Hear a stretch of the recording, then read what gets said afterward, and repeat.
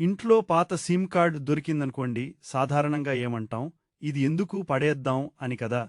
కానీ ఒక్క నిమిషం ఆగండి. ఆ చిన్న సిమ్ కార్డులో మనకు తెలియని ఒక విషయం ఉంది.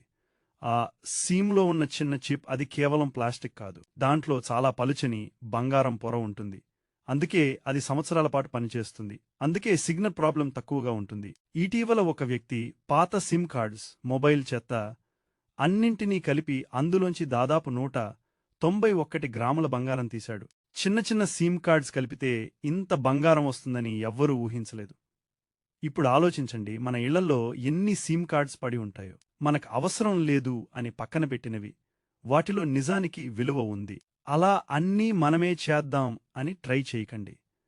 ఇందుకు సరైన విధానం, భద్రత అవసరం. కానీ ఒక విషయం మాత్రం నిజం, మనం పట్టించుకోని చిన్న వస్తువుల్లో కూడా కొన్నిసార్లు పెద్ద విలువ ఉంటుంది. కాబట్టి ఇకపై పాత సిమ్ కార్డు కనిపిస్తే వెంటనే పడేయకండి. ఇలాంటి నిజాలు మన రోజు జీవితంలోనే దాగి ఉంటాయి. ఇలాంటి వీడియోలు ఇంకా కావాలంటే మన ఛానల్ని సబ్స్క్రైబ్ చేసుకోండి మరి.